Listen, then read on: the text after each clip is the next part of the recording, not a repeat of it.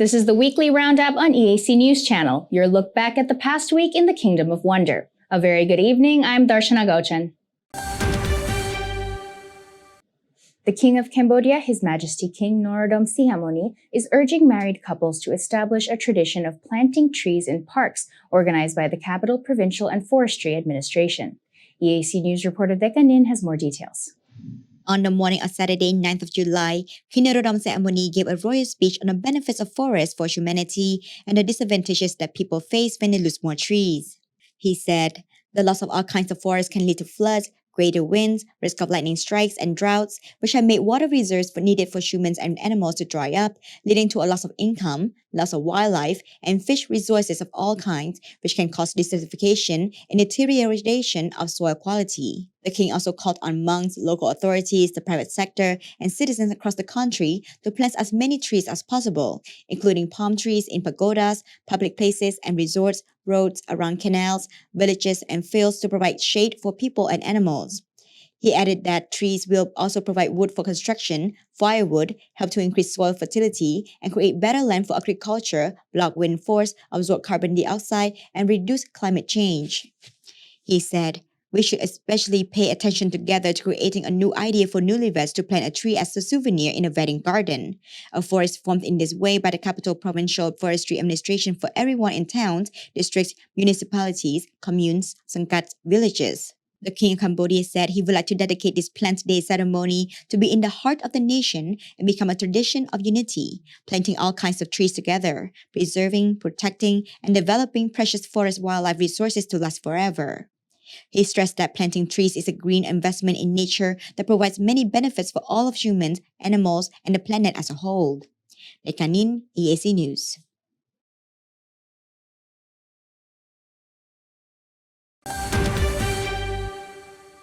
After 4 weeks of interactive dialogues, panel discussions, and the adoption of 23 resolutions on thematic and country-specific issues, the United Nations Human Rights Council concluded its 50th session on Friday, 8th July.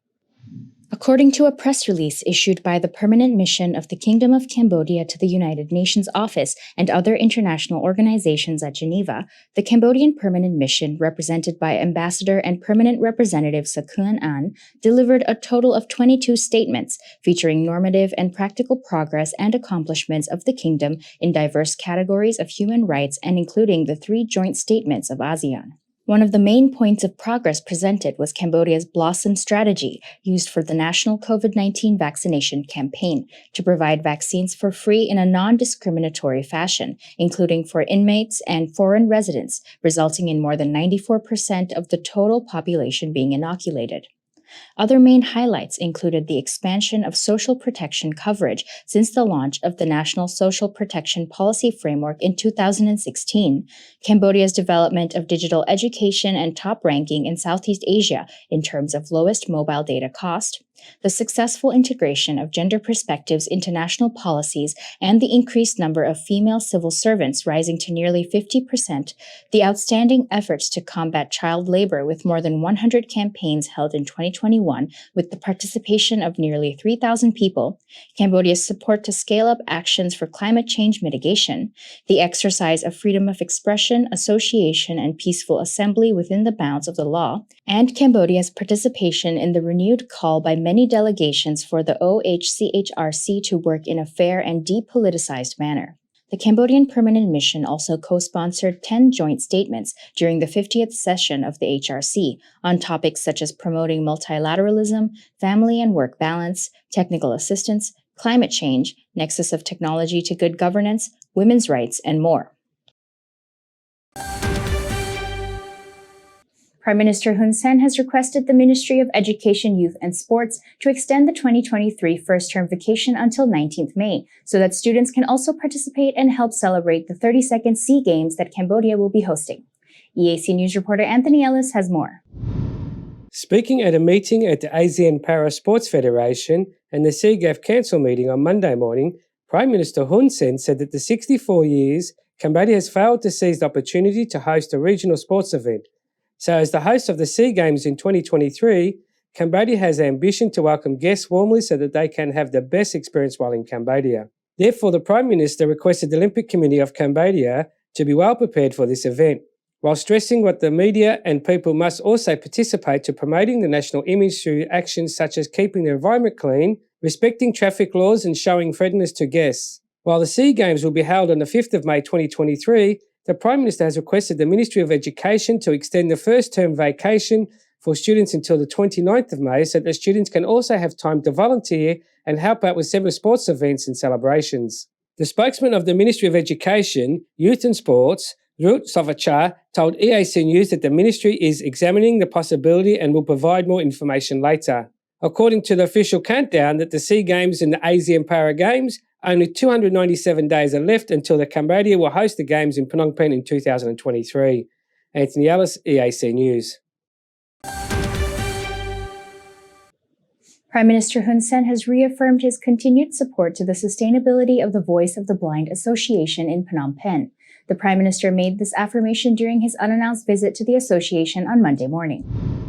After opening the meeting of the ASEAN Para Sports Federation and the CGF Council meeting this morning at Soka Hotel in Phnom Penh, Prime Minister Hun Sen had a face-to-face meeting with 10 members of the Voice of the Blind Association, which has its office located directly in front of the hotel.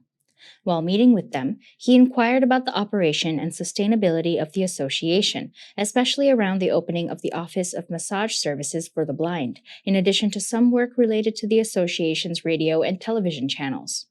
The representatives of the 10 members, Mr. Saim Samnang, told the Prime Minister that in addition to the work the association already does, they learned about massage techniques and rented this office in Phnom Penh to add to what the Prime Minister and First Lady had provided them in the past, including salaries and rice.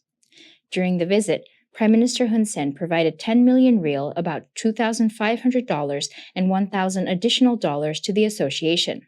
The president of the Voice of the Blind Association, Mr. Saim Samnang, told EAC News that he was very excited that the Prime Minister had come to inspect the work of the association. He added that his association had just moved to Phnom Penh for 2 months to set up its headquarters after Battambang. According to Mr. Saim Samnang, his association was established in 2010 and received the support of Prime Minister Hun Sen since 2013, ensuring the sustainability of the association to the present day. The Voice of the Blind Association is located in 4 provinces and the capital city, which includes Phnom Penh, Battambang, Kampong Cham, Banti Minche, and Pursat. Prime Minister Hun Sen has paid his last respects to former Japanese Prime Minister Shinzo Abe and wrote a message of condolence at the Embassy of Japan in Cambodia, following Shinzo Abe's death by assassination on Friday. The Prime Minister went to the Japanese embassy to pay his respects around 3 p.m. on Monday.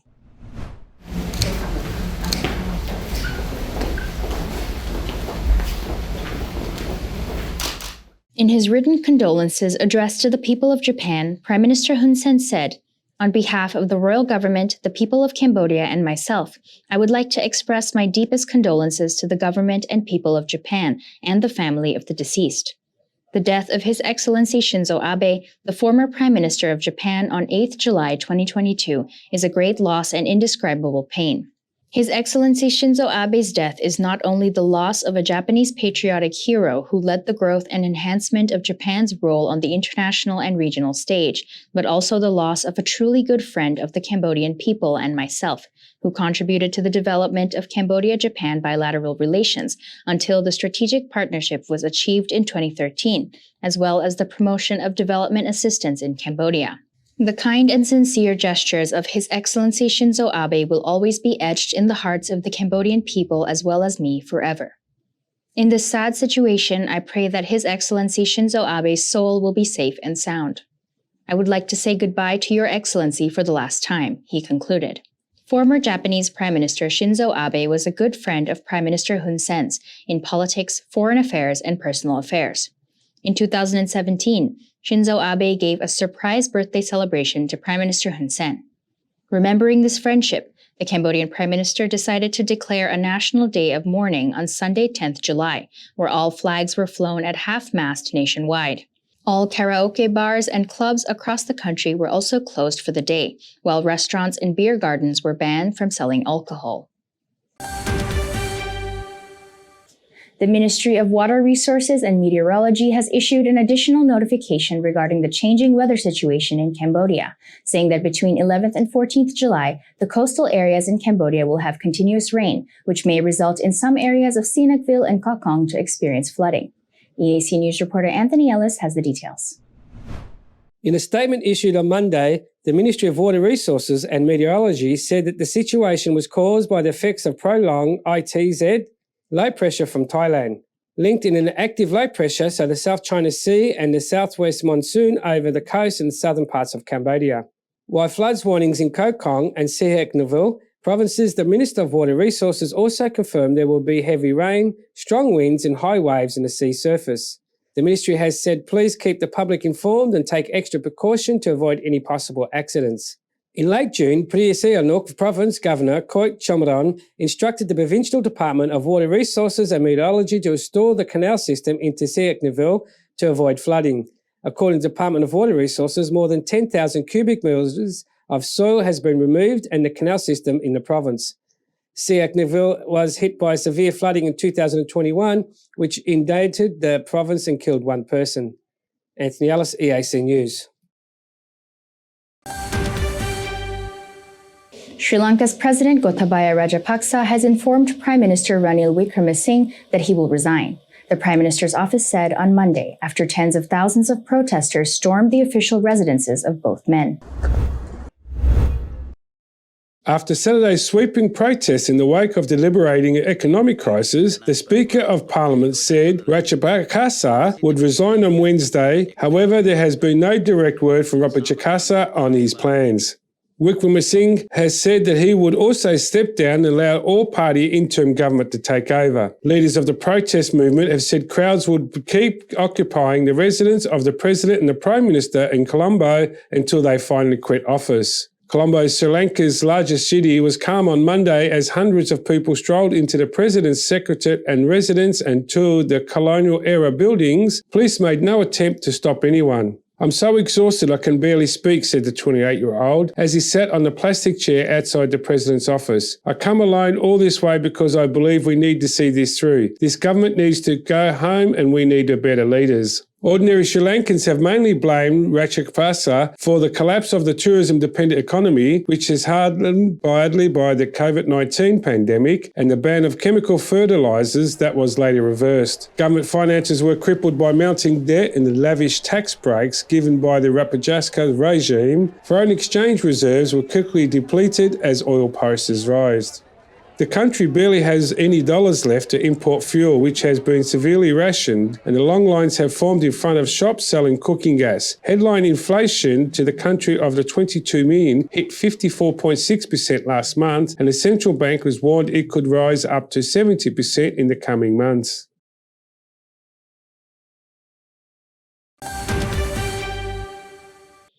A motorcade carrying the body of former Prime Minister Shinzo Abe arrived at his home in the Japanese capital on Saturday, 9th July, as police in the western city of Nara, where he was assassinated, said there had been security flaws.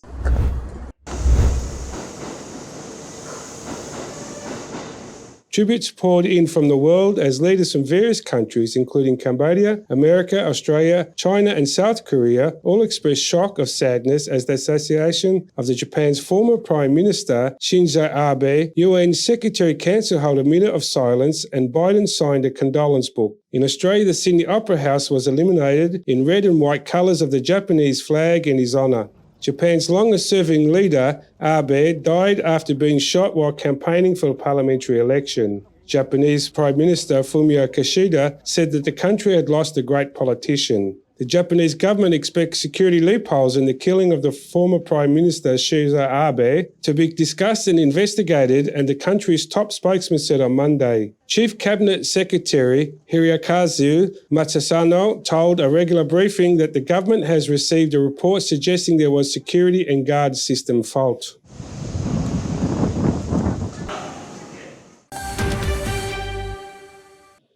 Conflict broke out at the building of People's Bank of China in the Chinese city of Zhengzhou, where hundreds of protesters gathered over the freezing of deposits by some rural-based banks on Sunday, 10th July.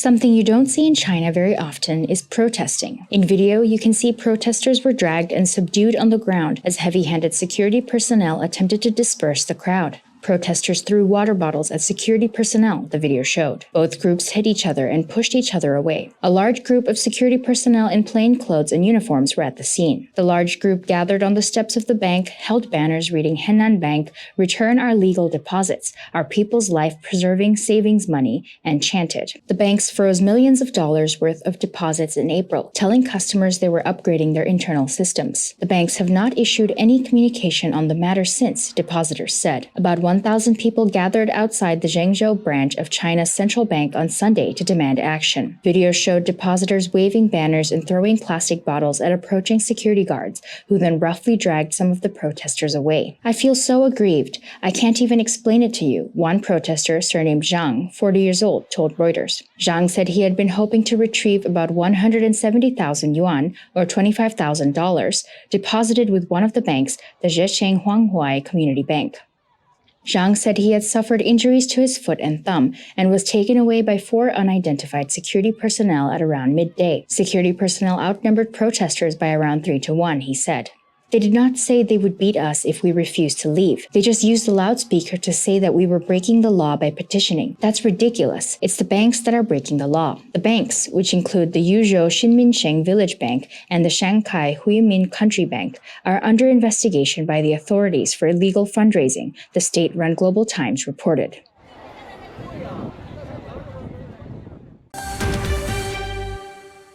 The first deputy chairman of the Cambodian Mine Action and Victim Assistance Authority, Senior Minister Lee Tut, presided over the signing ceremony of a demining contract in the Bangkomon province between the Mine Authority and the National Center for Peacekeeping Forces at the Mine Authority office on Monday. EAC News reporter Dekanin has the story. Senior Minister Lee Tut stated that the signing of the contract was approved by the Prime Minister on 9th of July 2022, which signaled the beginning of the first phase of demining work under the Prime Minister's Mine Action Project with the theme "Provide Safe Land, Create Smiles," to declare Bangkomon as a mine-free province within 6 months. After this contract is signed, the NPMEC will start clearing mines in the province on the 15th of July. The senior minister added that after the technical working group of the Mine Authority and National Center for Peacekeeping Forces jointly inspected and evaluated the situation of minefields in Bangkomon province using the method of ground data verification, 3,984,219 square meters of land will be cleared in Bangkomon.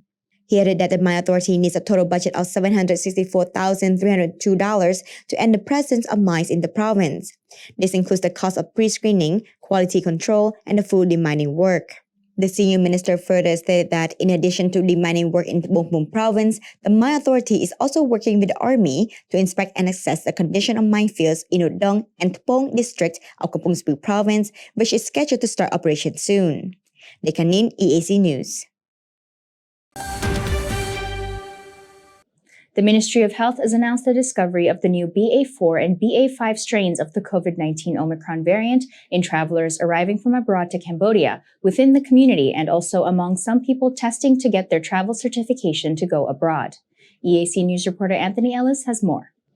In a press release issued on Tuesday, the 12th of July, the Ministry of Health reiterated in concern about the large-scale community outbreaks and called the citizens and the relevant authority to increase vigilance by implementing health measures consistently. The ministry urges people to implement the 3 do's and 3 don'ts, measures to prevent the spread of COVID-19, with recommendation for everyone to get vaccinated.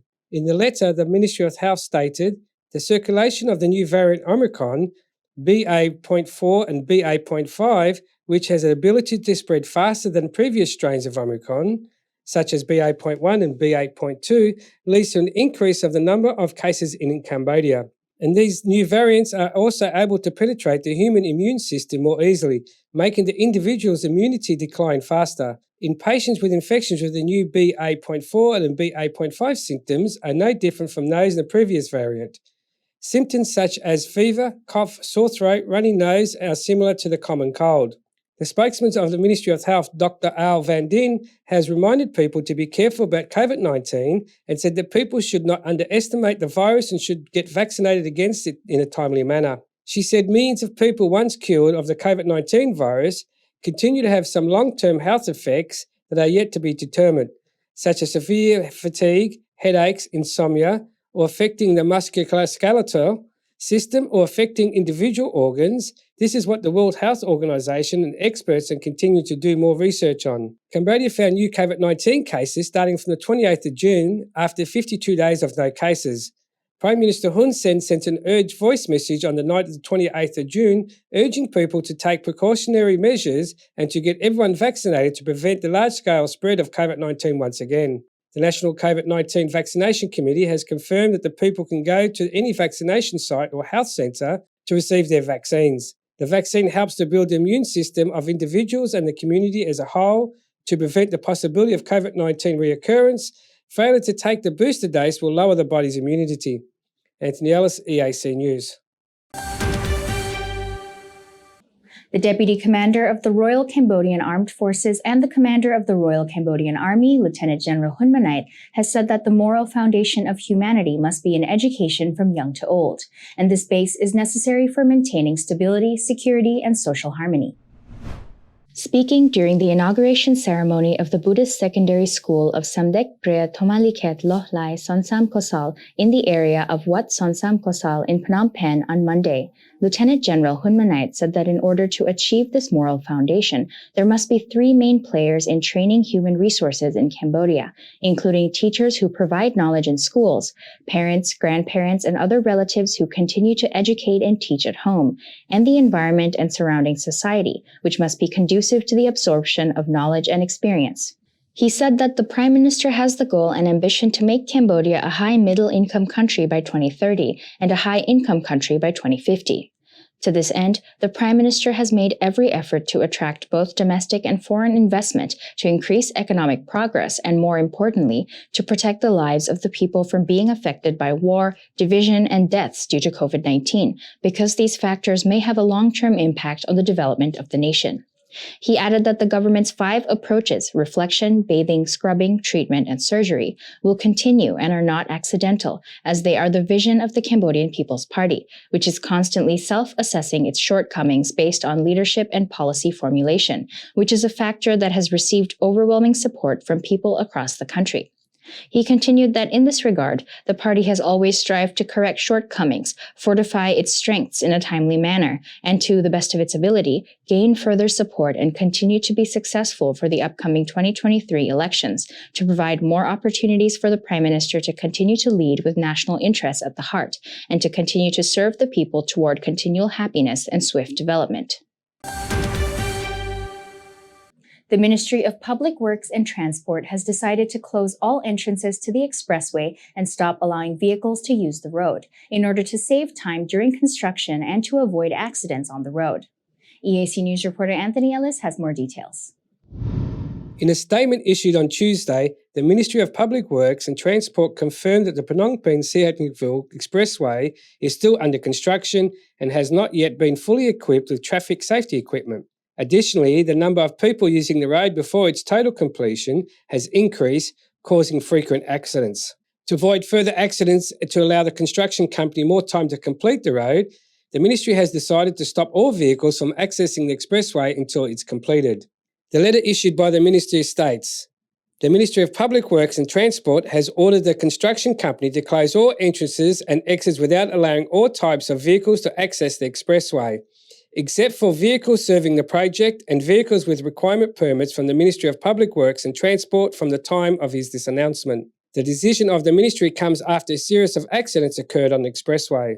On Monday, 2 cars driving on the expressway collided at Oi Commune, Penang Sroit District, Kampong Speu Province, causing 6 people, including 4 foreigners, to be sent to hospital with both serious and minor injuries. The Phnom Penh-Sihanoukville Expressway project is the first expressway project in Cambodia and the most crucial strategic corridor project for the country. The expressway reduces the travel time from Phnom Penh to Sihanoukville from 5 hours to just 2 hours, also helping to reduce the cost of logistics. According to Expressway's plans, the Ministry is planning to put it in temporary use in early July, but postponed this due to the need to complete installing safety equipment. Anthony Ellis, EAC News. The lower house of the Russian parliament will gather on July 15th for an extraordinary session, its council decided on Monday, just days after President Vladimir Putin warned that he had not even started to get serious in the war on Ukraine.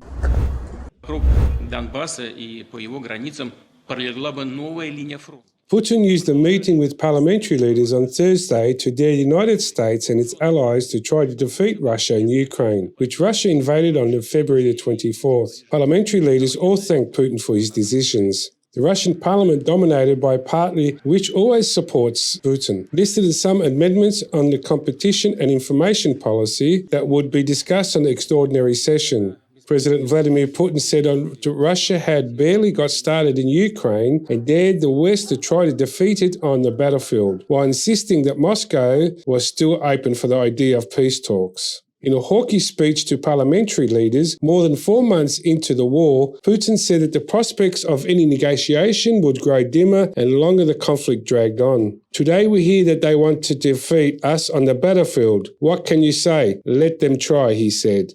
We have heard many times that the West wants to fight us to the last Ukraine. This is a tragedy for the Ukraine people that it seems that everything heading towards this. Putin said it was obvious that the Western sanctions were creating difficulties, but not at all what the intentors of the economic Blitzkrieg against Russia was counting on. So the Council discussed the agenda for the 15th. We plan to consider little than 60 issues, Vyacheslav said. He did not disclose that the issues were. The Communist Party said more than 80 draft laws would be discussed.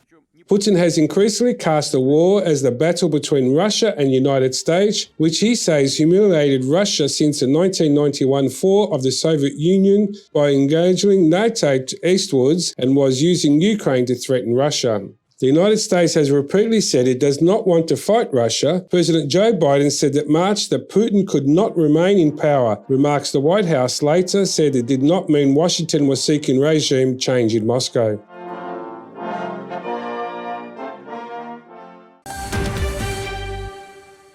This year, the Cambodia International Film Festival hosted its Beautiful Planet program once again, dedicated to environmental education and raising awareness about climate change, in the hopes of shifting narratives towards preserving biodiversity and protecting the environment that Cambodia has. It was also the first time that the festival handed out its Beautiful Planet Award for outstanding contribution to environmental education through film.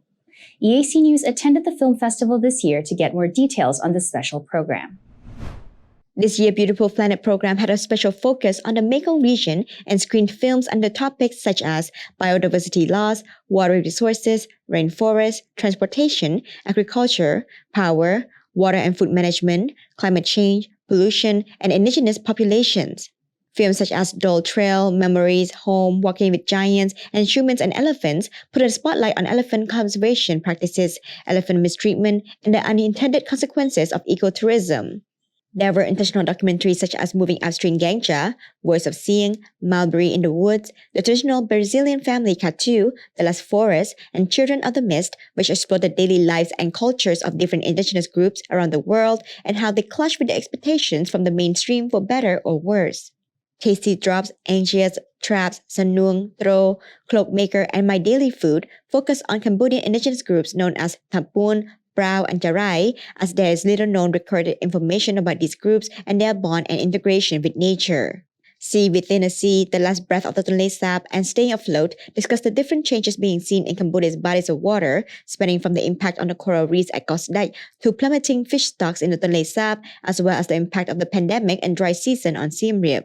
From wildlife poacher to forest protector depicted the story of a former Khmer soldier who used to poach wildlife but then changed his ways to become a forest ranger protecting wildlife for the next generation. In the same vein, Cambodia Burning showed the changes in the country's landscape and how this has impacted people's lives as well as the future for the next generation. Mekong Downstream and Khmer Cambodia in Conflict by Australian documentary filmmaker James Gerard gave a raw view of Cambodia in the early 1970s and how the country has changed over the past 50 years. Currency is a feature thriller about an investigative journalist and an ocean activist creating a marine conservation area and combating a dangerous, relentless tide of illegal fishing in the Sea of Cambodia, inspiring Cambodian environmentalists to create a better life for their people. Luang Prabang, will the Mekong's World Heritage and Biodiversity be dammed, the Bamboos Bridge, Madame's Lian Factory, and Unacquired Land, Echoes from the Hill, and More Than a Tree show the rapid changes, both positive and negative, and how their impact will shape the face of the next generation. The Face of Mekong presented a journey with Cambodian actor Sai along the Mekong River from Ratchathani, Stang Traing to Kaceh Province. The film highlights the difficulties diverse indigenous groups face in those areas and how their livelihoods have been threatened by climate change and the dwindling resources of the river. After several meetings with Oxfam, Sai said that he was interested in this project because he is from Ratchathani and his mother is from Stang Traing. He wanted to show the wonders of the Mekong River as well. Although Sai was used to visiting different villages, this experience has its own difficulties, such as having to carry a lot of equipment through the rainy season and knowing how to make the locals feel comfortable enough to share their stories. One of the moments that stood out to him during this journey was when he was able to get a good night's sleep after a long time while camping on one of the islands. On the flip side, he wished that he was able to make a trip before the last dolphin of Stang Traing died and said he was shocked to see the sorrowful state of Ramsar wetlands.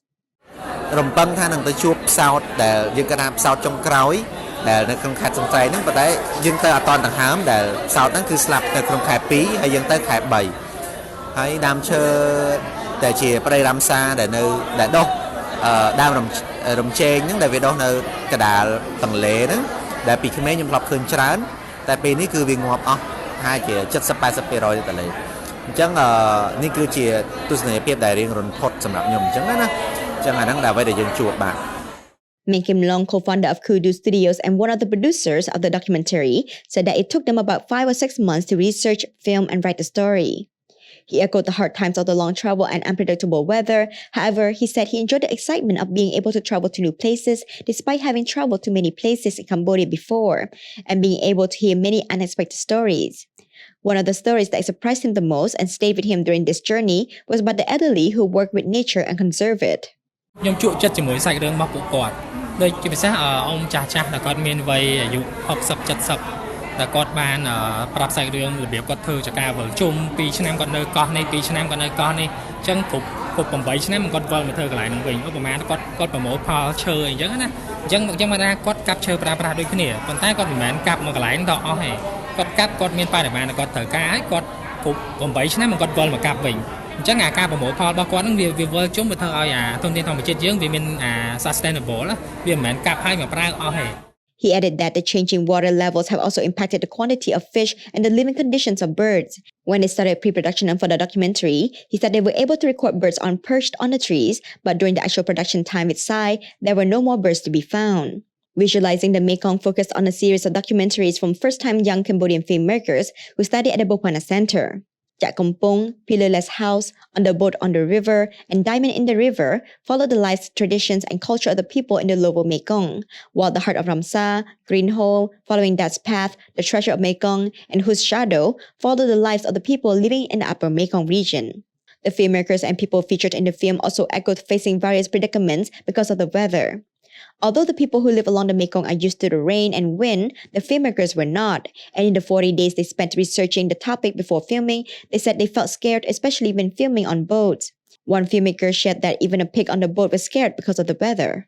Sai hopes that after seeing these documentaries, the audience will become champions of the Mekong by disseminating the values of the river, spreading information about impactful issues, and working on finding solutions together. He stressed that this was important for everyone to do, even if these problems may not directly impact them as much as the people who are living along Mekong. Overall, there were many who joined the screenings, most of whom were students who came to see the local documentaries.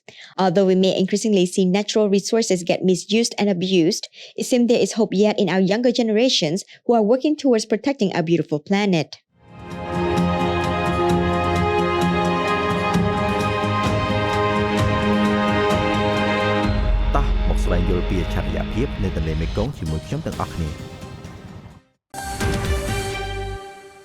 Prime Minister Hun Sen congratulated the Cambodian national petanque athlete Ok Sreimom for winning a gold medal at the World Games 2022 in Birmingham, Alabama in the United States, defeating American Rebecca Howe 41-21 points on Wednesday morning Cambodia time. EAC News reporter Decca Nin has more. The Prime Minister wrote on his official Facebook page, "Congratulations to Ok Sreimom on defeating the American host to win a gold at the 2022 World Games." 8 countries competed in the World Games 2022: Cambodia, Canada, USA, Denmark, France, Thailand, Belgium, and Germany. The game uses a rotational formula, meaning the 2 highest scoring athletes continue to the semifinals. The other 6 athletes then competed for the next top 2 to advance.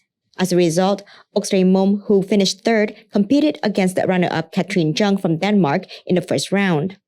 The Cambodian 2021 world gold medalist performed well with a score of 37-23 and advanced to the finals to go head-to-head with Rebecca Howe from the United States, who defeated the athlete from Thailand in the same semifinal.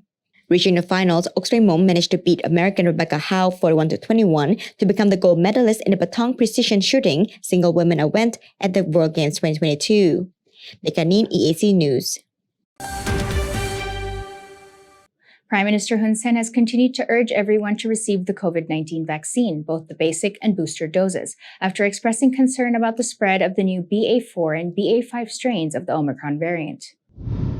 Prime Minister Hun Sen has expressed concern over the re-emergence of COVID-19 in the Cambodian community after the Ministry of Health announced the discovery of the BA4 and BA5 strains on travelers arriving from abroad to Cambodia, as well as within the local community and among people getting tested for COVID-19 to travel abroad.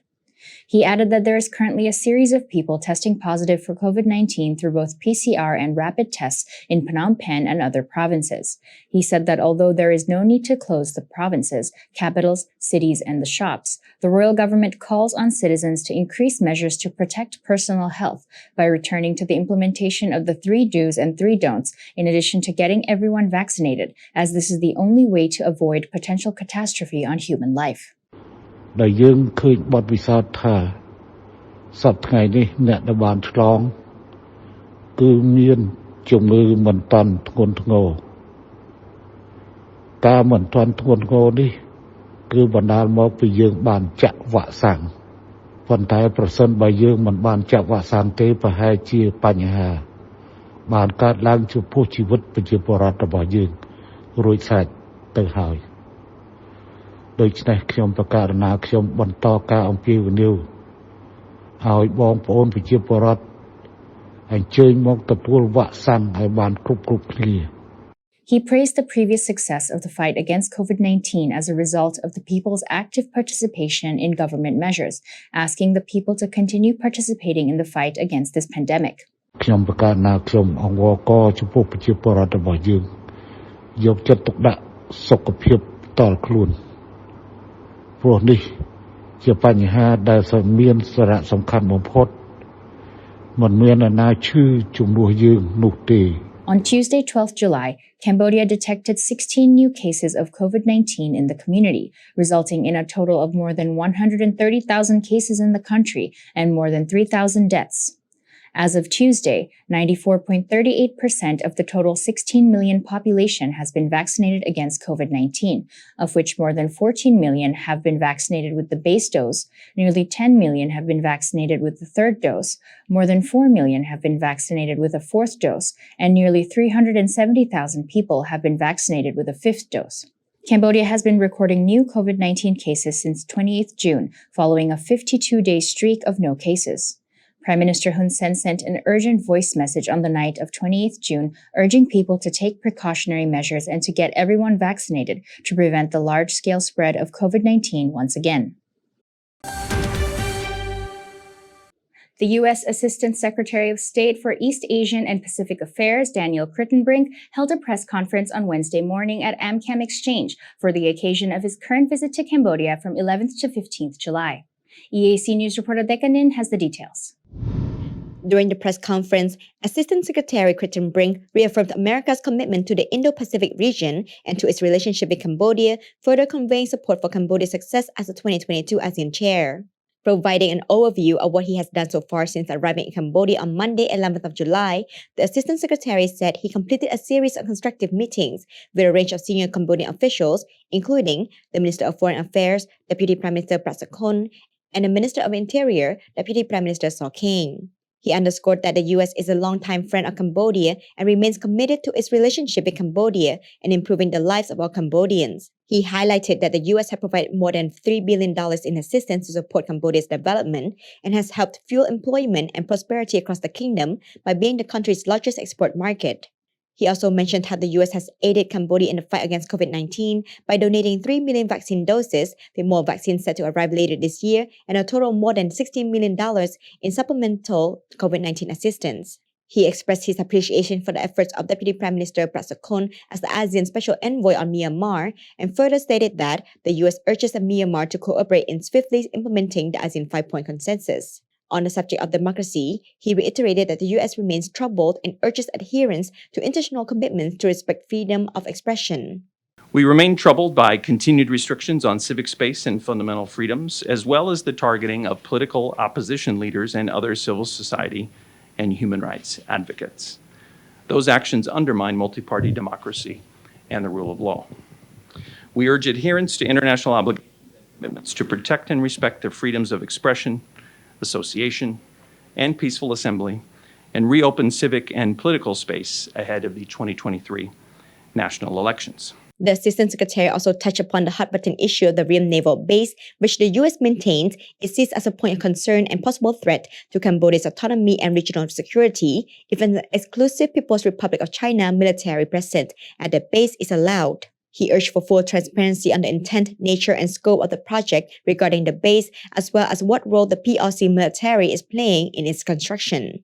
Assistant Secretary Kriten Brink concluded his remarks by stating his plan to return to Cambodia in August for the ASEAN-related meetings, and once more stressed the commitment of the US to the success of ASEAN and the success of Cambodia as the ASEAN chair. Dekanin, EAC News.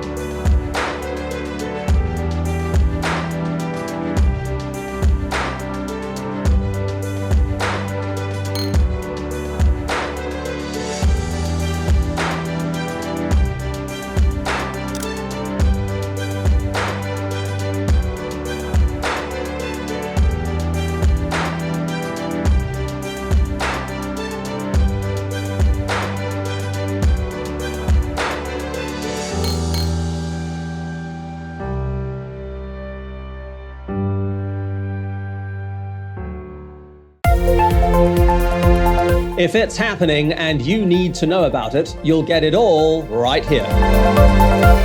EAC News brings you updates and breaking news in English across all of our platforms and channels.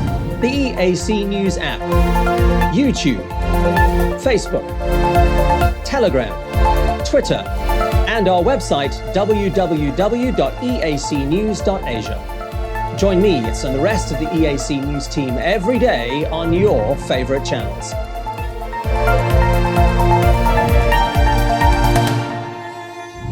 EAC News, Cambodia made clear.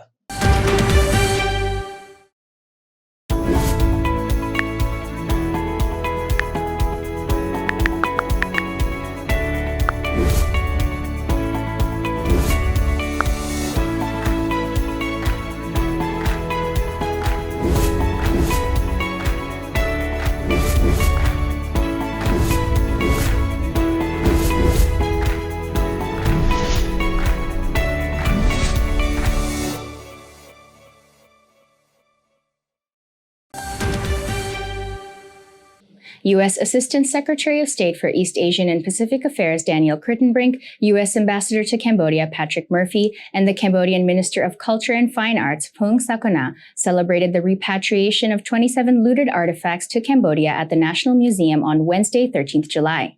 EAC News reporter Anthony Ellis has more. Assistant Secretary Cretan Brink highlighted a memorandum of understanding between the Government of Cambodia and the United States, which was solidified US-Cambodian Culture Corporation, facilitated the return over 100 priceless antiques, and built a capacity of Cambodians working on cultural heritage preservation. Cretan Brink also praised the joint efforts of the US Department of Justice of Law Enforcement, Manhattan District Attorney, Homeland Security Investigations, Ministry of Culture and Fine Arts, and US Embassy that led the return of 27 pieces. Today's ceremony is testament to the strong relationship between the United States and the Ministry of Culture and Fine Arts. Cretan Brink said US government incentives, such as Ambassadors Fund for Cultural Preservation, demonstrate our long-standing support for the restoration of historic sites of cultural significance for Cambodia. At the ceremony, Ambassador Murphy announced the US government grant through the Ambassadors Fund of the Cultural Preservation of $360,800 to support the restoration of Previa Temple. This is in addition to over $406,000 already provided by the US government for preservation of the history temple of the Northern Cambodia. The United States is proud of the contribution to Cambodia's cultural heritage preservation efforts to joint efforts to repatriate invaluable artifacts from the US back to Cambodia's Ambassador Murphy said. Minister of Culture and Fine Arts, Dr. Pung Sakana, concluded the ceremony by stating, "We sincerely appreciate the contributions of the US government, both in time and resources, in fighting the illicit trafficking of culture properties. We look forward to further our cooperation in investigations and efforts, training to exchange of information and we expertise as we recover national treasures." The United States have provided over $5 million to the Royal Government of Cambodia since 2001 for culture preservation efforts, including $3.5 million to conserve the Phnom Penh Temple in Siem Reap and to support to the Tol Slang Museum. Anthony Ellis, EAC News. The self-styled Donetsk People's Republic on Tuesday, 12th July, opened an embassy in Russia, one of only 2 countries to recognize the breakaway state led in eastern Ukraine, and defended its right to impose capital punishment.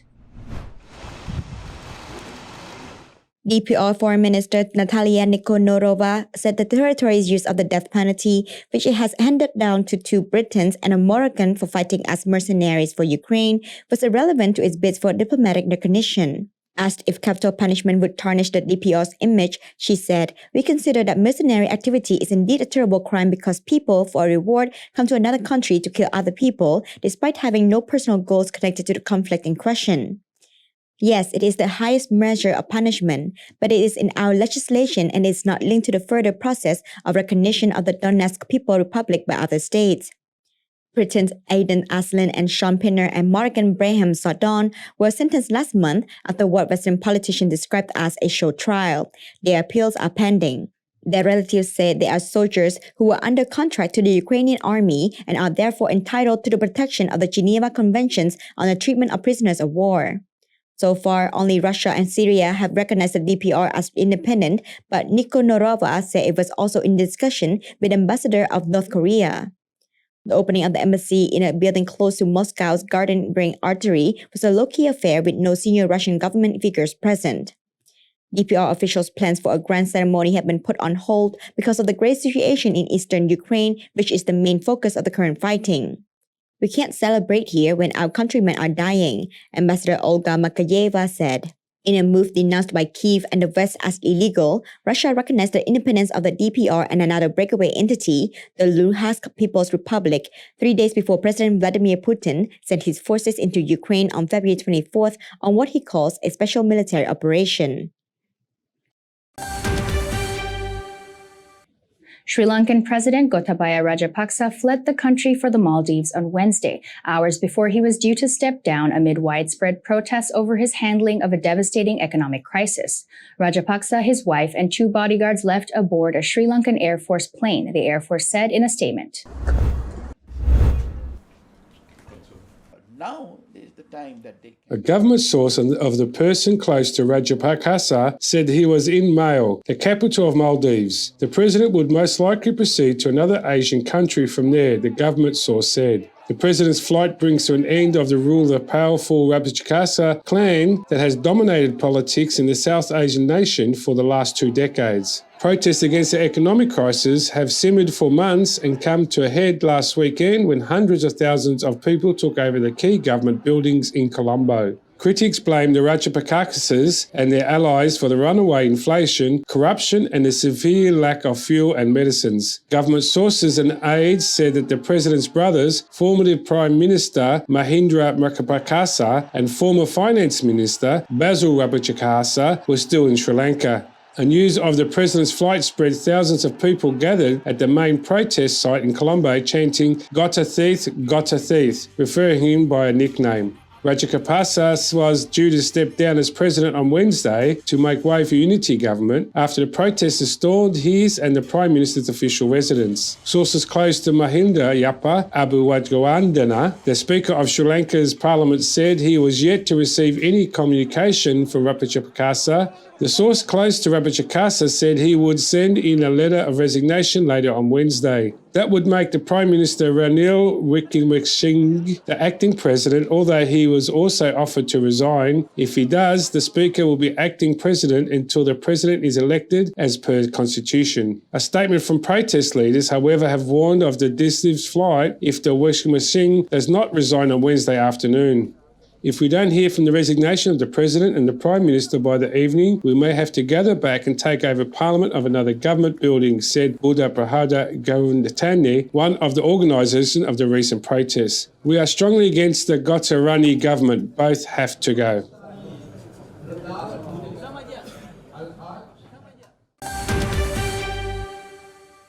Prime Minister Hun Sen has announced that he is ready to consider how autonomy can be maintained in the scenario of a nuclear war or World War III. EAC News reporter Dekanin has the story. Speaking at the work review meeting of the Ministry of Tourism on Thursday morning, Prime Minister Hun Sen stated that the crisis of the Russia-Ukraine war has now caused the world to disintegrate, lose order, and have an energy crisis. He said, the world will face even more difficulties in the future, which could lead to a nuclear war or even World War III. សភាពការពិបាកប៉ាន់ស្មានណាស់ពេលនេះពិភពលោកគ្មានសណ្ដាប់ធ្នាប់ពិភពលោកកំពុងបែកបាក់ជាផ្នែកដែលវានឹងនាំយើងមិនដឹងថានាំយើងទៅដល់ទីណាសង្គ្រាមនុយក្លេអ៊ែរអាចកើតមានក៏អាចថាបានឬសង្គ្រាមលោកលើកទី3អាចកើតមានក៏ថាបានមិនតាន់ផុតដំណាក់កាលទេកំពុងតែគម្រាមកំហែងគ្នាទៅវិញទៅមកទេ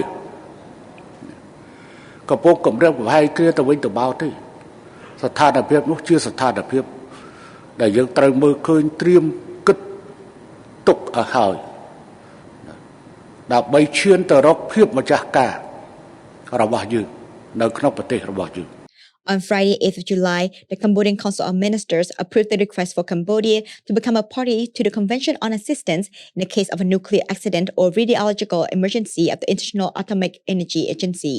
This convention was adopted in 1986 following the Chernobyl nuclear plant accident and sets out an international framework for cooperation among states, parties, and with the IAEA to facilitate prompt assistance and support in the event of nuclear accident or radiological emergencies. It requires states to notify the IAEA of their available experts, equipment, and materials for providing assistance. In case of a request, each state party decides whether it can render the requested assistance as well as its scope and terms.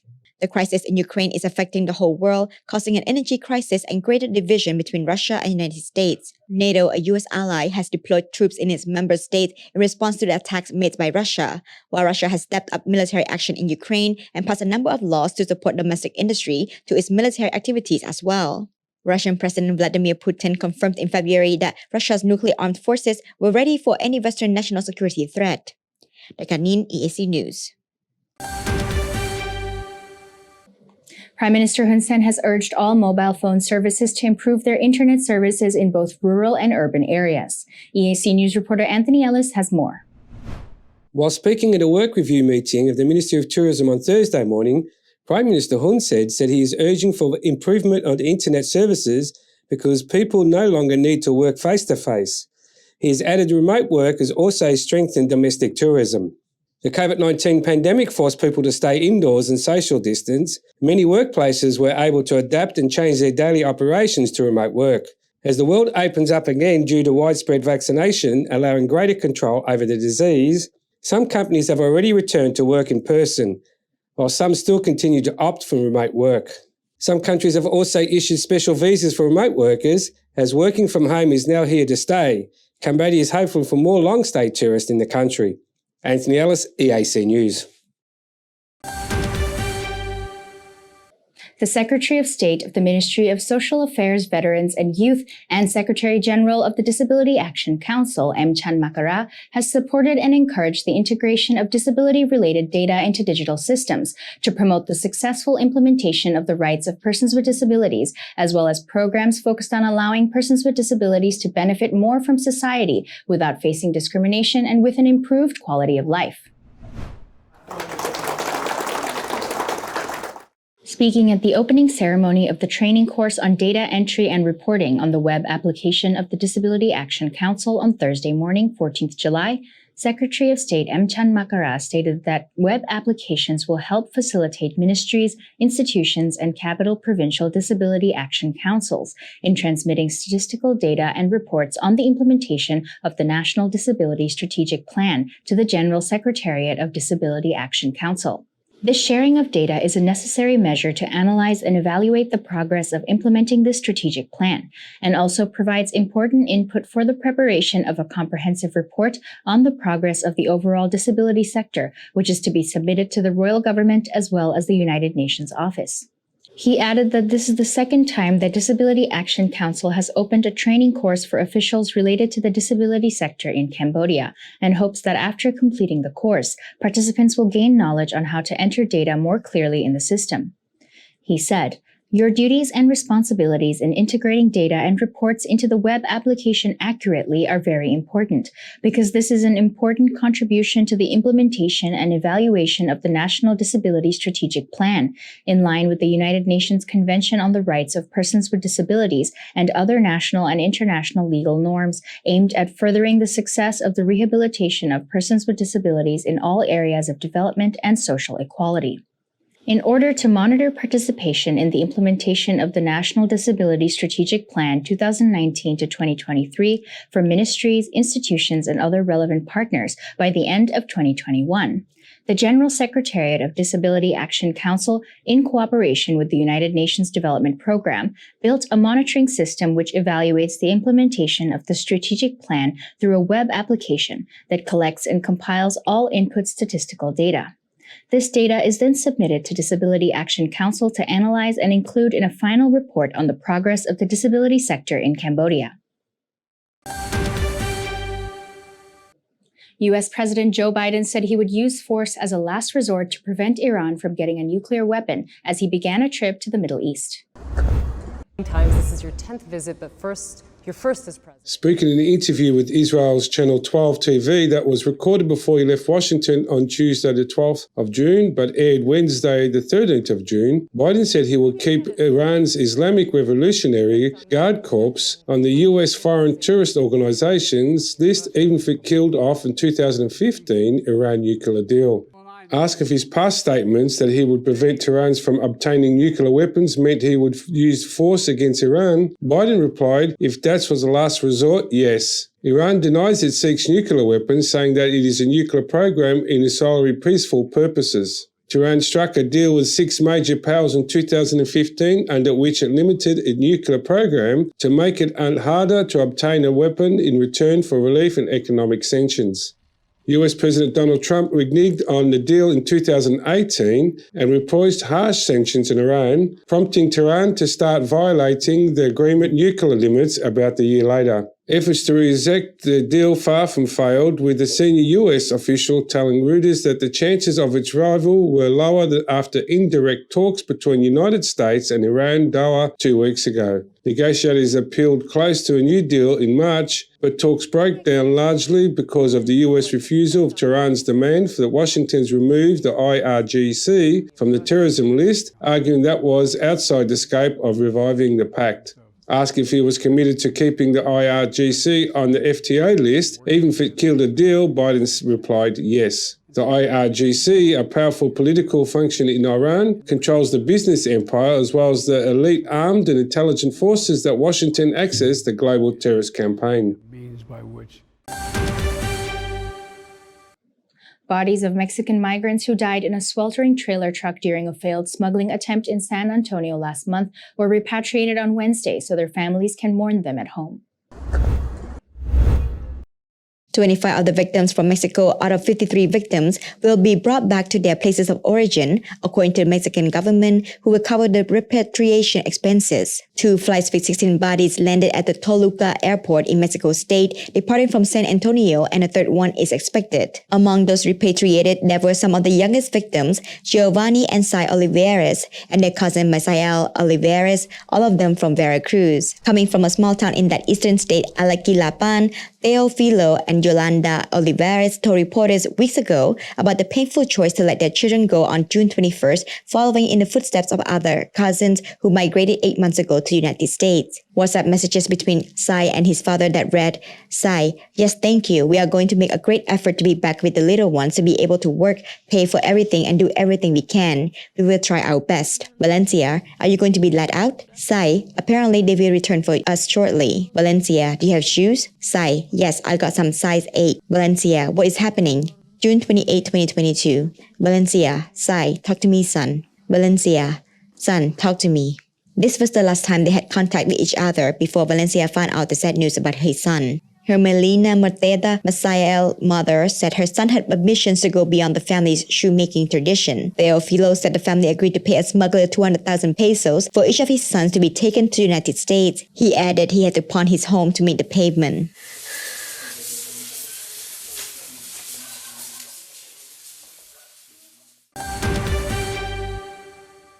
Prime Minister Hun Sen has urged the Minister of Foreign Affairs of Bangladesh, A.K. Abdul Momen, to encourage investors from Bangladesh to invest in the agricultural sector in Cambodia to help trade between the two countries. During the meeting between the Prime Minister and the Bangladeshi Minister of Foreign Affairs at the Peace Palace on Friday morning, Minister A.K. Abdul Momen informed Prime Minister Hun Sen that the government of Bangladesh intends to expand cooperation in all fields with Cambodia, especially in the trade sector, in order to maintain food security amidst globally rising food prices. In response, Prime Minister Hun Sen replied that in order to boost trade between the two countries, the Bangladeshi government should encourage Bangladeshi investors to come to Cambodia, visit the rice mills, and buy rice directly from farmers for storage and import. He also raised the idea of Bangladesh's participation in arranging to help Cambodian farmers through contract farming. The Bangladeshi foreign minister led a delegation to visit Cambodia from 14th to 16th July to further enhance the existing good relations and cooperation between the two countries for the mutual benefit of the people of Cambodia and Bangladesh. Trade volume between Cambodia and Bangladesh in 2020 reached about $20 million, in which more than $9 million was in export trade from Cambodia to Bangladesh, mostly in fabrics and rubber. On Thursday afternoon, First Lady Bunrani Hun Sen, along with accompanying leaders and officials of the Cambodian Red Cross, brought Prevosa candles and donated many other items to the monks staying at Wat Moni Savan in Phnom Penh during the rainy season. EAC News reporter Anthony Ellis has more. The beginning of Buddhist Lent, known as Priya is held every year from the first day of the month of Asad, according to the Khmer Buddhist calendar, to the 15th day of the month of Asoch. The ceremony started the evening of the 15th day of the month of Asad with the participation of the elders living near the pagoda. The processions of candles, robes and other paraphernalia, and processions around the temple, and then the sermon of the offering of the candles to the monks. Before the arrival of the beginning of the Buddhist Lent, Khmer Buddhists who have a strong belief in Buddhism bring Vasa candles and other offerings to the monks who will stay in the pagodas the whole rainy season without ritual of seeking alms every morning. First Lady Bunrani Hun Sen is someone who has strong belief in Buddhism and always brings candles and gifts to monks in the temples every year. The ceremony offering Priyavasana candles, offering gifts, were made according to the Khmer Buddhist scriptures. Anthony Ellis, EAC News. The Minister of Justice, Kautrat, has explained that in the principle of democracy, the party that wins the most seats in the National Assembly is directly elected by the people in power. So the appointment of someone as Prime Minister to form a government is the exclusive right of the party that wins the most seats in the National Assembly, even if that party does not get more than 50% plus one in votes. Minister Kautrat made this statement at a press conference highlighting the purpose and content of the amendment of 8 articles in the Cambodian Constitution. Article 1192 of the updated Constitution states, "At the request of the party with the largest number of seats in the National Assembly, the King appoints an elite as Prime Minister to form the royal government. The proposal from the party with the most seats in the National Assembly must be copied to the President of the National Assembly. The wording of the new draft constitution differs from the old one, which stated, "With the consensus of the two vice presidents of the National Assembly, the king nominates one of the elites of the winning party to form the royal government." The Justice Minister stated that the amendment was made to respect the will of the people, who are the voters that elect a party into power, so the political party with the most seats in the National Assembly must be the leader of the government. តើខុសនឹងរបបសភានិយមកន្លែងណាបើសិនជាសភានៅតែមានសិទ្ធិអំណាចពេញក្នុងដៃក្នុងការបោះឆ្នោតផ្ដល់សេចក្តីទុកចិត្តក្នុងការបង្កើតរដ្ឋាភិបាលក៏ដូចជាអនុម័តញត្តិបន្ទោសដើម្បីដកសេចក្តីទុកចិត្តពីរាជរដ្ឋាភិបាលឬហៅថាទម្លាក់គណៈរដ្ឋមន្ត្រីបានដដែលតើកន្លែងណាដែលថាបន្ថយនៅអំណាចរបស់រដ្ឋសភាវាអត់មានគឺចាត់តាំងវរៈជនមួយរូបធ្វើជានាយករដ្ឋមន្ត្រីហើយវរៈជនមួយរូបនេះគាត់ទៅផ្គូផ្គងនៅសមាជិកភាពផ្សេងៗដើម្បីបង្កើតជារាជរដ្ឋាភិបាលប៉ុន្តែគ្រាន់តែផ្គូផ្គងបានជាបញ្ជីទេមិនទាន់ចេញជាគណៈរដ្ឋមន្ត្រីទេតលតែយកទៅឆ្លងរដ្ឋសភាហើយរដ្ឋសភាបោះឆ្នោតផ្ដល់សេចក្តីទុកចិត្តតាមមតិភាគច្រើនដាច់ខាតទើបគណៈរដ្ឋមន្ត្រីនេះអាចត្រូវបានតែងតាំងដោយព្រះមហាក្សត្រតាមរយៈព្រះរាជក្រឹត្យចុះអំណាចរដ្ឋសភានៅកន្លែងណាអំណាចរដ្ឋសភាគឺនៅកន្លែងបោះឆ្នោតដើម្បីផ្ដល់សេចក្តីទុកចិត្ត 50% បូក 1 គឺជាអំណាចរបស់សភាក្នុងរបបសភានិយមគឺអំណាចនៅកន្លែងហ្នឹងឯង On Friday, 8th July, the Council of Ministers fully approved the new draft constitution and submitted it to the National Assembly.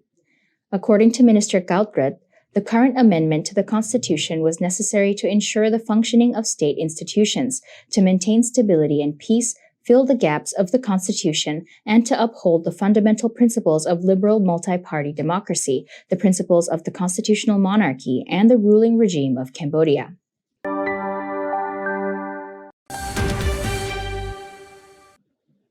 The Ministry of Health has requested the governors of provinces with bordering land or water with neighboring countries to strengthen health checks on Cambodians returning through border crossings to catch cases of COVID-19 before they enter the country.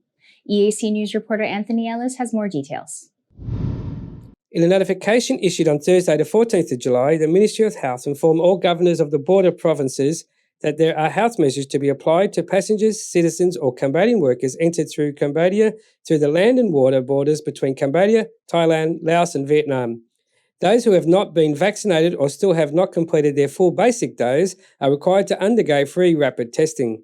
The ministry added that in case of the positive test, if symptoms are low, the patient will be allowed to seek treatment at home or in a hotel, and the individual will be responsible for their own expenses and will have to implement the 3 do's and 3 don'ts.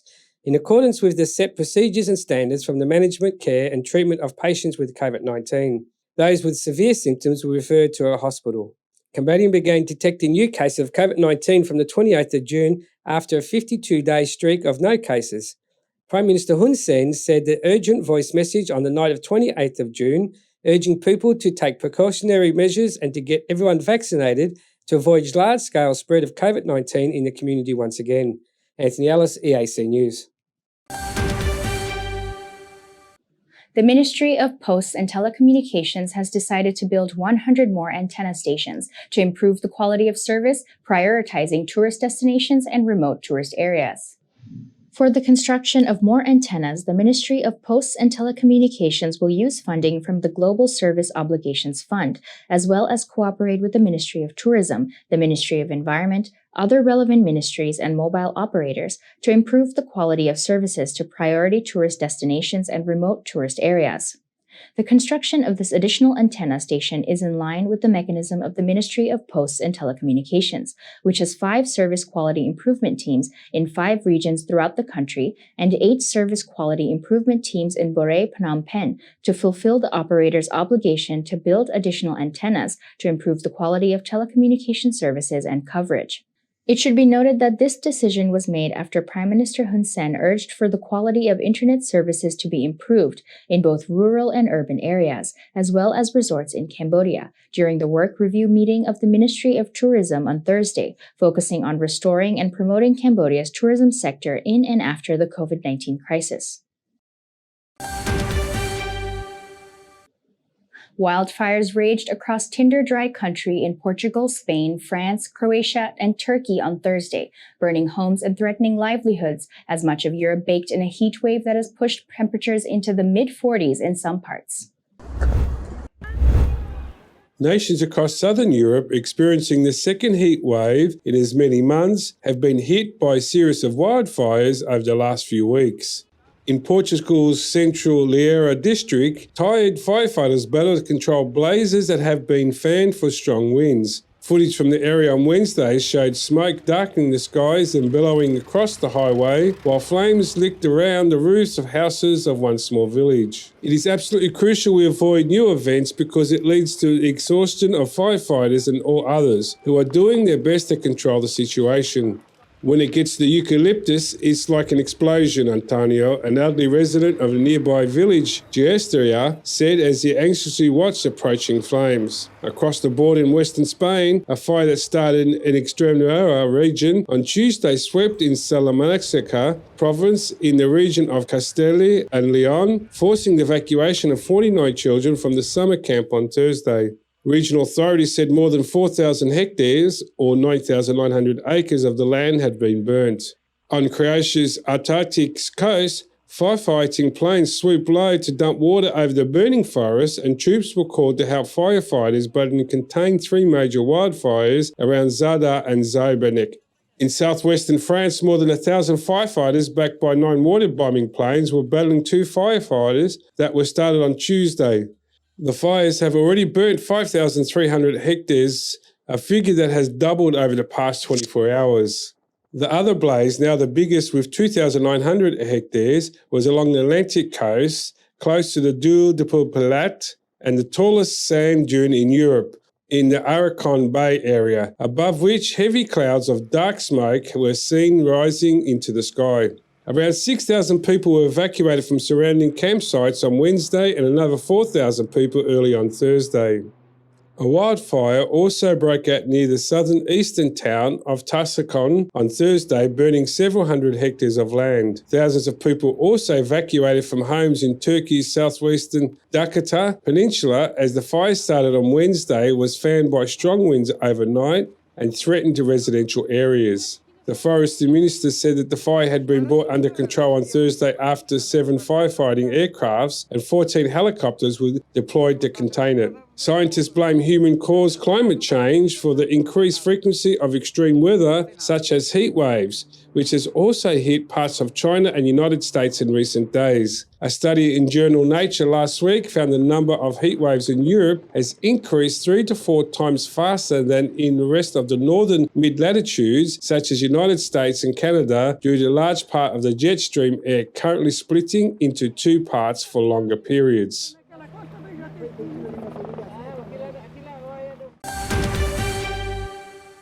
Ivana Trump, the first wife of former U.S. President Donald Trump and the mother of his 3 oldest children, who helped her husband build some of his signature buildings, including Trump Tower, died on Thursday at age 73, Donald Trump announced.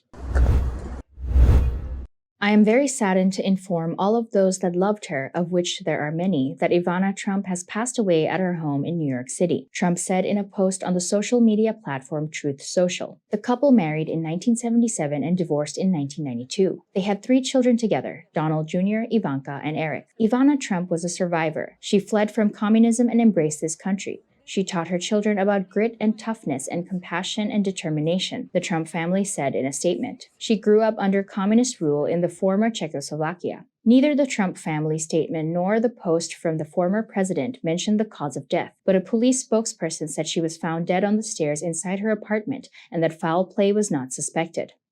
The fire department of New York said paramedics responded to a call to her apartment for a cardiac arrest. She was born Ivana Mary Zelnikova on February 20, 1949, in Gotwaldov, Czechoslovakia, the town where she grew up near Prague that is now known as Zlin in the Czech Republic. She spent much of her youth in competitive skiing for the Czechoslovakian national team, later competing for Charles University in Prague, where she earned a master's degree in physical education and languages, according to her biography posted by CMG Worldwide, a business agency for celebrities that represented her. Ivana Trump played a role in building up the Trump media image in the 1980s, when they were one of the New York City's most prominent power couples. While Donald Trump took the credit for his early success breaking into the highly competitive Manhattan real estate market, Ivana Trump also filled an important role in the family business soon after their marriage. She worked alongside her husband in developing Trump Tower, his signature building on Fifth Avenue in Manhattan, and other high-profile projects such as the Trump Taj Mahal Casino Resort in Atlantic City, New Jersey, the Times said. Ivana Trump was the vice president for interior design for the Trump Organization and managed the historic Plaza Hotel, which Trump acquired in 1988,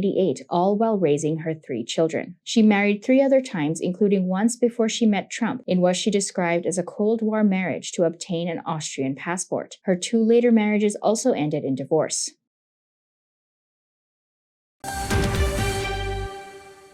Indonesian Finance Minister Sri Mulyani Indrawati said on Friday that it was vital for G20 finance leaders to reach a consensus during talks in Bali, warning otherwise it would be catastrophic for low-income countries facing soaring food and energy prices. Finance leaders from a group of 20 major economies are meeting on a resort island as host Indonesia tries to find common ground in a group afraid by the Ukraine war and rising economic pressures from the soaring inflation. Russia's invasion to Ukraine, which the Kremlin calls a special military operation, has overshadowed the previous G20 meetings, including last week's gathering of the foreign ministers.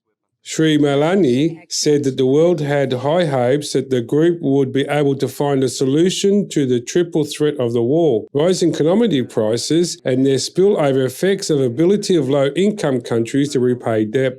We are actually aware of the cost of our failure to work together is more than what we can afford. The humanitarian consequences of the world, and especially for many low-income countries, would be catastrophic, she said. G20 members include Western countries have imposed sanctions on Russia and accused it of war crimes in Ukraine, which it denies, as well as the nations like China, India, South Africa, which have been more muted in their responses. Sri Mulyani called the G20 members to talk less about politics and build bridges between each other to deliver more technical decisions and actions. We need to strengthen the spirit of multilateralism. We need to also build a safety net for our future cooperation, she said. German and French officials have expressed skepticism that common ground can be reached due to tensions over Ukraine. US Treasury Secretary Janet Yellen commended Russia's brutal and just war in Ukraine and said Russia's finance officials taking part in the meeting shared responsibility for the horrific consequences of the war. Ukraine's finance minister expected to speak at one of the sessions virtually, Indonesia said. Russian Finance Minister Anton Selevnov will also address the meeting virtually with his deputy travelling to Bali.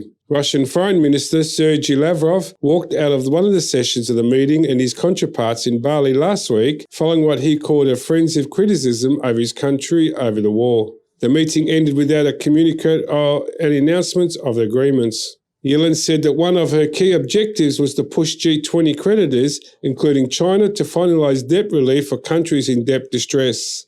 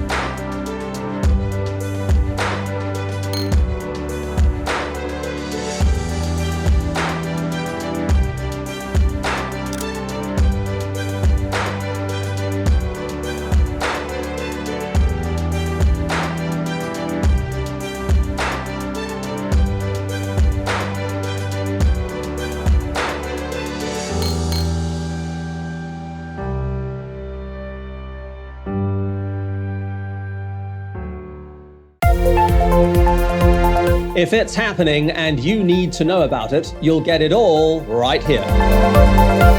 EAC News brings you updates and breaking news in English across all of our platforms and channels. The EAC News app, YouTube, Facebook, Telegram, Twitter, and our website www.eacnews.asia. Join me and the rest of the EAC News team every day on your favorite channels.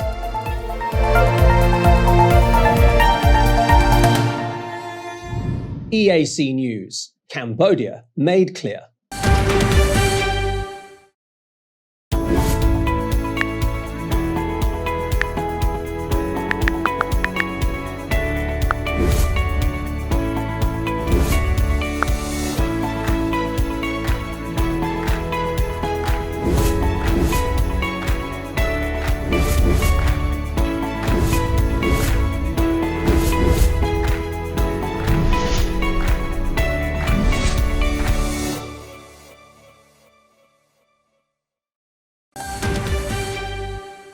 Blood of Kindness started its campaign with the Japan Heart Hospital at Paragon International School, where Ciclo riders place campaign stickers on their Ciclos to promote giving blood to help children with cancer. Then at Ian Mall, they held a blood donation drive with great success. EAC News attended these events to help raise awareness about the importance of giving blood. On Wednesday, the 27th of July, Blood of Kindness held a Give the Blood drive at Aeon Mall, where you could donate blood for the Japan Heart Ecology Department. EAC interviewed a couple of blood donors and asked how they felt about giving blood, if the process is easy and pain-free, and why they gave blood. They all mentioned the same thing, that they were happy to give and they felt normal after giving blood and would give blood again. Tola was happy that the blood was going to children with cancer. I feel good. It's actually okay. I've done a little bit of research before what to do and what to do after and before the donation. So I feel very normal, actually very surprised. I heard it's for the children who have cancer, so I'm very happy that I can give to the children. After speaking to Torsten from Germany, he was happy with the process and would be happy to give blood again because it was easy and pain-free. It's a good thing. I think everyone should give. Totally easy, very straightforward, all good. And I want to give more often. Yeah, I think it's for a good reason. No dizziness, no pain, no nothing. It was very simple, very smooth. The organisers were very happy with the number of people that gave blood throughout the day and will have more blood drives throughout upcoming months. U.S. President Joe Biden and NASA's Chief Bill Nelson released on Monday the debut photo from NASA's James Webb Space Telescope, an image of a galaxy cluster revealing the most detailed glimpse of the early universe ever seen. The White House sneak peek of Webb's first high-resolution full-color image came on the eve of a larger unveiling of photos and spectrographic data that NASA plans to showcase on Tuesday at the Goddard Space Flight Center in suburban Maryland. The image showcased by Biden and NASA Chief Bill Nelson showed the 4.6 billion-year-old galaxy cluster named SMACS0723, whose combined mass acts as a gravitational lens, distorting space to greatly magnify the light coming from more distant galaxies behind it. Nelson said that the thousands of galaxies were captured in a tiny patch of the sky, roughly the size of a grain of sand, held at arm's length by someone standing on Earth. It was launched to space for NASA and its European and Canadian counterparts on Christmas Day 2021 from French Guiana on the northeastern coast of South America. The $9 billion Webb Observatory, the largest and most powerful space science telescope ever launched, was designed to peer through the cosmos to the dawn of the known universe, ushering in a revolutionary era of astronomical discovery. The highly anticipated release of its first imagery follows 6 months of remotely unfurling Webb's various components, aligning its mirrors and calibrating instruments. Nothing beyond our capacity. 2 endangered jaguar cubs have become the joy of the National Zoo of Nicaragua. The female and male cubs were born on 18th of May. Because of their young age, both remain inside a closed enclosure with no direct sunlight with their mother, the zoo veterinarian Eduardo Sacasa told Reuters on Monday. We have them in covered place because they like the darkness. We don't bother them a lot. Once they are 3 months old, we'll be able to take them out to the patio because they'll be stronger. They completely rely on their mothers drinking her milk. The cubs are of the endangered jaguar species Panthera onca and are monitored 24 hours a day by their caretakers through video. They're in the Appendix 1s of CITES, Conservation International Trade in Endangered Species of Wild Fauna and Flora. They're in grave danger of extinction. That is why we need to take care of them. They are being killed. We need to conserve the genetic bank, which is what we want to do. Their names will be chosen by school children through a contest. The only condition is that they must be in indigenous Nahuatl or Mosquito languages.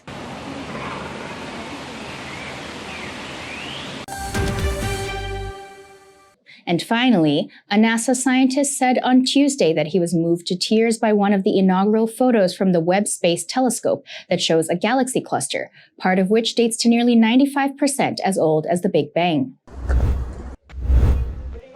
And liftoff. Decollage, liftoff from a tropical rainforest. Astrophysicist Dr. Thomas Buchan, NASA's Associate Administrator for the Science Mission Directorate, told Reuters that the photo among the first batch from the largest, most powerful observatory ever launched to space is the reason the telescope was launched. The one, frankly, that moved me to tears the first time I saw it was that deep field image, right? It's looking at the universe in a way we've never seen it and looking deeper in the universe all the way to within a few 100 million years of the Big Bang. The first galaxies that are formed there, we know some of them are older already now at first look than 13.1 billion years. And for me, that's just mind-boggling. To the untrained eye, this is a red speck. But to the trained eye, this is why we built this telescope, and it's working and it's there. And it's not only there, it is already delivering results. To me, that is just an incredible achievement and, a one that will surely make history. The first full-color high-resolution pictures from the James Webb Space Telescope, designed to peer further than before with greater clarity to the dawn of the universe, were held by NASA as milestones marking a new era of astronomical exploration. Nearly 2 decades in the making and built under contract for NASA by aerospace giant Northrop Grumman Corp., the 9 billion infra telescopes were launched on December 25, 2021. It reached its destination in solar orbit nearly 1 million miles from Earth a month later. Sabakan said he was profoundly relieved after the first images came in because there were thousands of ways that things could go wrong in the complex deployments and optics to be set up. However, he felt very proud of the team after the first images returned successfully. The first image released, SMACS-0723, showed a deep field photo of a distant galaxy cluster. SMACS-0723 revealing the most detailed glimpse of the early universe recorded to date. One of the older galaxies appearing in the background of the photo, a composite of images of different wavelengths of light, dates back about 13.1 billion years. The Big Bang, the theoretical flashpoint that set the expansion of the known universe in motion, occurred some 13.8 billion years ago. Apart from the imagery, NASA presented Webb's first spectrographic analysis of a Jupiter-sized exoplanet more than 1,100 light-years away, revealing the molecular signatures of filtered light passing through its atmosphere, including the presence of water vapor.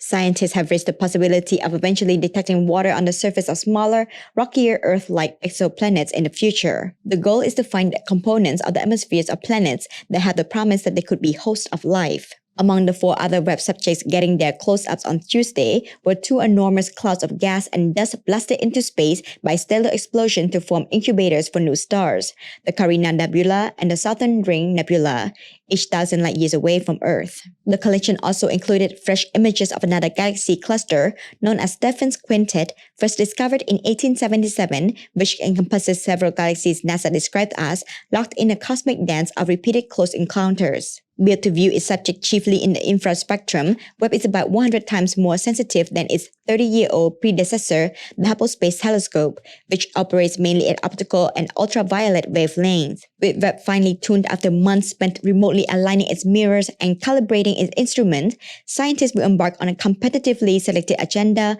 exploring the evolution of galaxies, the life cycle of stars, atmospheres of distant exoplanets, and moons of our outer solar system. And finally, a team of veterinarians, national park staff, and volunteers successfully rescued a baby elephant that fell into a manhole along with its mother on Wednesday in Khao Yai National Park in central Thailand.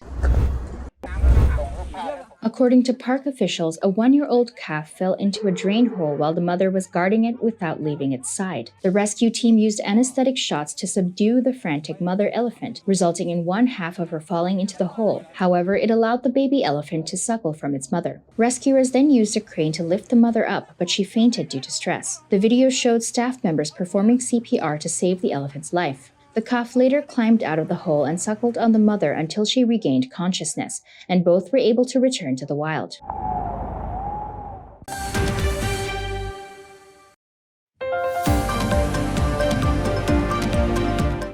Thanks for watching the weekly Roundup here on EAC News Channel. More from the EAC News team in the Daily Roundup Monday night at 8 p.m. We will see you then.